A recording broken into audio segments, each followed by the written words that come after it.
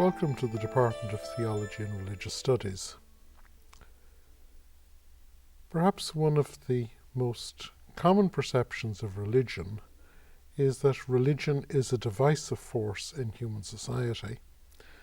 And certainly if we look around the world today and we find wherever there is crisis or conflict, we usually find that somewhere in the mix is religion and divisions between religions.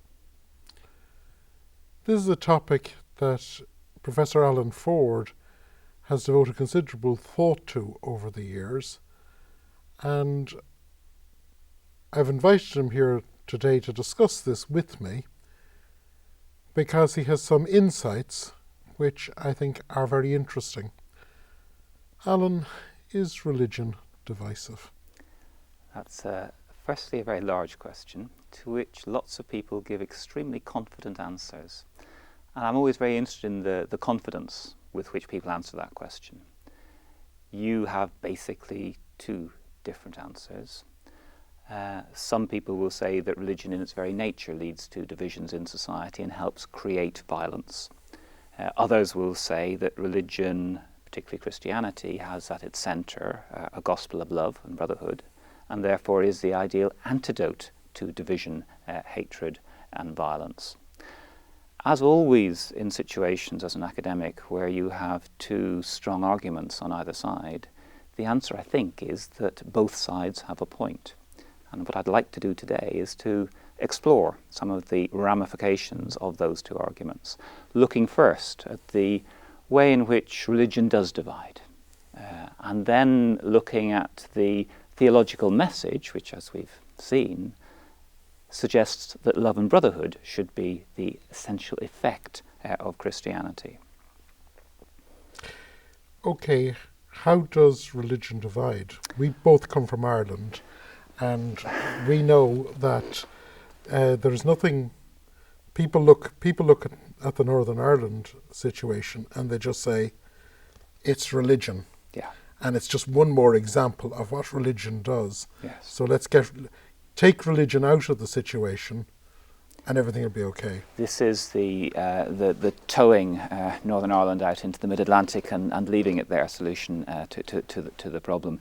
The idea that we've created in Northern Ireland by the importing of a large number of Protestants in the 17th century into what was previously a Catholic country, two contrasting religious camps who have failed to agree ever since and even today are struggling to live together. The way in which you approach the Irish problem is an interesting one. Academics have long argued about how you relate religion to all the other possible causes of the conflict in Northern Ireland. You can trace a range of causes from economic, social, cultural, political, that explain why the descendants of the English and Scottish settlers and the descendants of the native Irish have failed to get on together in Northern Ireland. In addition to that, you can also point to the fact that the Irish are generally Catholic and the settlers were generally Protestant. And this creates a problem for academics in the sense that you can say that religion is at the centre of this disagreement, and certainly most people in Northern Ireland today would quite easily identify themselves as either Catholic or Protestant. But you can also, of course, argue that religion is just a marker, is just a way of labelling, if you like, divisions that are in their essence ethnic, cultural and political. And that if you took away the religious marker in Northern Ireland, you would still have two communities suspicious of each other and engaged in conflict. Okay, if we don't take away the religious marker, how does religion contribute to divisiveness? The way in which religion has contributed to the problem of Northern Ireland, the problems in Ireland over the past 300-400 years since the Reformation, is that Catholic and Protestant theology, as set up by the Reformation and Counter-Reformation, were mutually exclusive. There was a tendency on the part of both sides to say that the others were heretics, And as Augustine had so famously demonstrated, heretics have no right. And therefore it was perfectly permissible to use all possible means to exterminate heresy. The way in which this impacted on Irish history can, I think, be seen in one of my own pet issues, which is apocalyptic, the way in which certain texts in the Bible, in the book of Revelation, and Paul's letter to the Thessalonians, which contain elaborate metaphorical language about events to come and symbols that are presaging those events to come, the way in which these passages of the Bible have been interpreted in the post-Reformation period and applied to the actual events of history has had a major effect, I think, upon the way in which Protestants, certainly in Ireland, have seen themselves. There's been a tendency for Protestants to identify themselves with a small group of the elect, and to see the Catholics as the forces of an anti-Christian Satan. There was a very strong identification of the Pope with Antichrist amongst Irish Protestants, right down to the present day. It's one of the articles of faith of Ian Paisley. And the effect of this has been to demonize the other side. Catholics are viewed not as fellow Christians. Catholics are viewed not as people you can trust. Catholics are viewed as followers of Antichrist, the person who, as foretold in the Bible, is actively working against Christianity and against Christ. And therefore, the message is you must fight, literally as well as metaphorically, with the forces of Antichrist whenever you confront them. Now, needless to say, the implementation of this ideology to actual historical events and times does not, by and large, lead to peaceful coexistence. The problem there is that you said at the beginning, and Christianity presents itself as the religion of love, the religion of forgiveness, the religion that is able to overcome divisions. And yet, within the Christian message is this other substratum, the apocalyptic tradition. How do the two relate? I think even within the apocalyptic tradition itself, there are contrasting ways of interpreting it. The tradition I've been talking about is what might be termed a presentist tradition, in that it is trying to apply the apocalyptic message to the present. It believes that the end of the world is nigh and we are fighting the final battles. If you, as Augustine, for instance, did, apply it to the far distant future, then you remove the imperative to action, the imperative to slaughter the forces of Antichrist. So it is, in other words, I think, in this, as in so much of Christianity, a matter of interpretation, of the way in which you interpret and read the Bible, of biblical hermeneutics. And I think that's one of the points I would wish to stress, is that the people who defend Christianity, the Miroslav Volfs of this world, will always say that the true Christian message is a message of peace, goodwill, love and fellowship.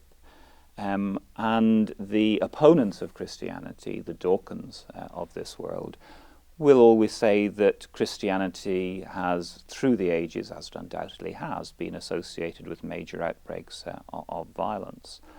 And I think the answer to both those is that both those elements, the violent and the non-violent, are actually contained in the Bible. And when you go back to reading the Bible, you find a genuine conflict in Christianity about the use of force, the legitimate use of force, and the conflict between Old and New Testament, or even within the New Testament, about the use of the sword and your relationship to the state. And of course, one of the problems that we face is that historically Christians have always seen the New Testament as presenting a single, coherent, absolutely cogent message, which you could operate, you could derive a very systematic presentation of Christianity from. And yet, one of the problems that my research shows up is, of course, that the texts we have, and which reflect the beliefs of the early Christians, reflect the whole variety of beliefs that were present in the Judaism of its time. All the different sects of Judaism become the various flavours of Christian sects. So, for instance, you have the very exclusivist message of John the Baptist, a very apocalyptic message. Repent, it's urgent, and the end is coming, the end is the great crunch. Whereas you also have texts hidden in the Gospels where Jesus is the one who is presenting the end, the kingdom is coming, but the kingdom is not crunch, but the kingdom is actually festivity. And often you have the two messages just juxtaposed in the same gospel. So in Mark you have the story of John, exclusivist, and Jesus, the one who is the feaster, the one who feasts with outsiders, who is opening up an expansive message. And of course we tend to decide that the two have to be integrated. And actually the fundamental task, as I see it, for Christian theology is to face the sheer messiness of our earliest inheritance, even in the texts that most Christians would just see as utterly pristine, the four Gospels, and see in them the mess and confusion of the early Christian world, which then Christians have had to live with ever since.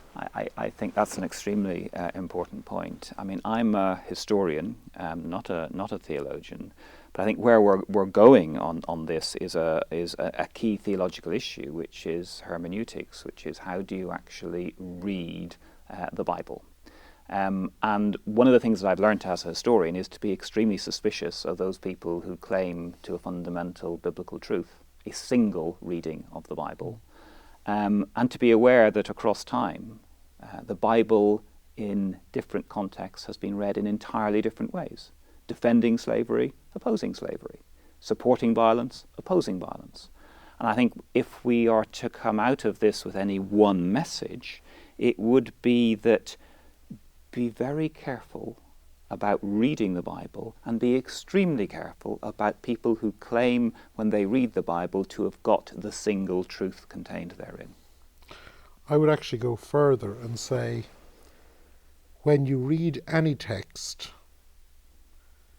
even one of the four Gospels, be aware that it comes out of a social situation where there are conflicting interests and conflicting understandings, and don't assume that the preachers of those messages see the logic of consistency as the highest virtue.